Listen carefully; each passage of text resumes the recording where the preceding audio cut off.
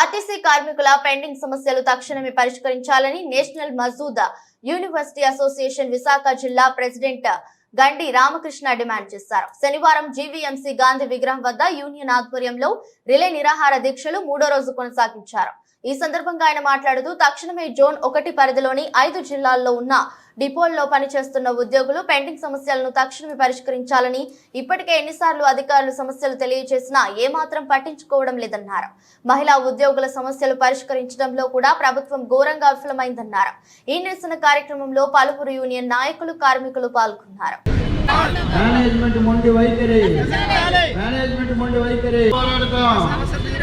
పోరాడతాం 1/19 సర్క్యులర్ వెంటనే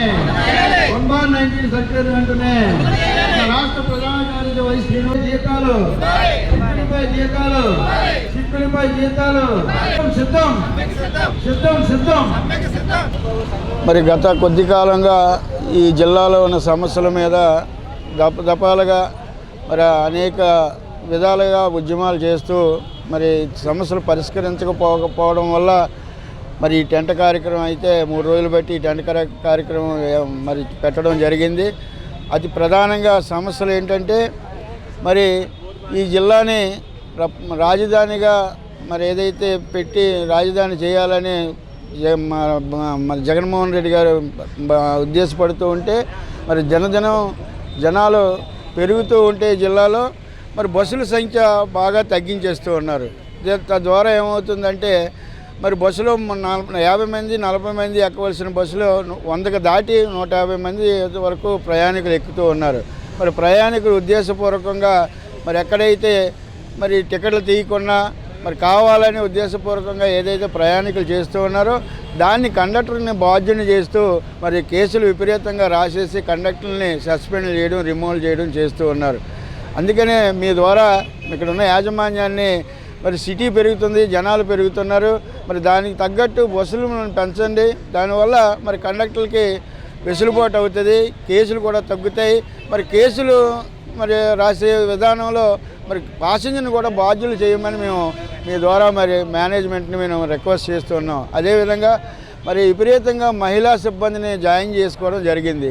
మరి మహిళా సిబ్బందికి కనీసం టెర్మినల్ పాయింట్లో యూరినల్కి వెళ్ళడానికి కూడా టాయిలెట్లు లేకుండా మరి చాలా ఇబ్బందులు పెడుతూ ఉన్నారు. దీని ద్వారా మరి మహిళా కండక్టర్లు వాటర్ కూడా తాగకుండా డ్యూటీలు చేస్తూ ఉన్నారు. వాటర్ తాగితే టాయిలెట్కి వస్తుందనే మరి ఉద్దేశంతో వాటర్ కూడా తాగకుండా మరి ఉద్యోగాలు చేయడం వల్ల విపరీతమైన రోగాల బారిన పడుతూ ఉన్నారు.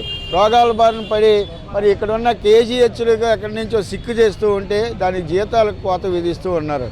మరి అదేవిధంగా మరి ఫిక్స్డ్ చార్ట్లు మరి ఇద్దరు డ్రైవర్లు ఒక బస్సుకు ఫిక్స్డ్గా ఉంటారు, ఒక కండక్టర్లు ఫిక్స్డ్గా ఉంటారు.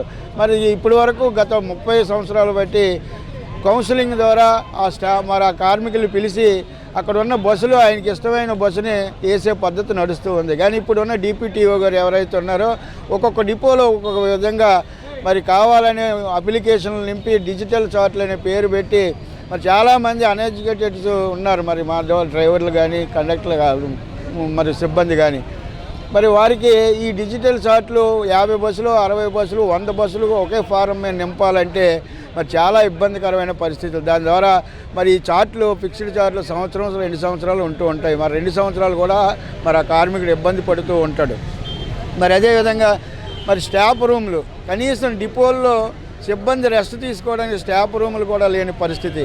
ఇలాంటి సమస్యలు మరి ఏదైతే అనేకమైన సమస్యలు పరిష్కరించమని ఇక్కడ ఉన్న డిపిటిఓ గారిని వివిధ రకాలుగా మరి ఉద్యమాల ద్వారా, రెడ్ బ్యాడ్జీల ద్వారా, ధర్నాల ద్వారా తెలియజేసినప్పటికీ కనీసం చొరవ తీసుకోకుండా మరి కావాలనే కార్మికుల్ని యాజిటేషన్ వైపు నెట్టే విధంగా ఇక్కడ ఉన్న డిపిటిఓ గారి ప్రవర్తన ఉంది. ఇప్పటికైనా మీ ద్వారా డిపిటిఓ గారిని రిక్వెస్ట్ చేస్తూ ఉన్నాను. మరి ఇప్పటికైనా మరి సమస్యలను మా కమిటీలు పిలిచి మాట్లాడి సానుకూలంగా పరిష్కారం చేయండి.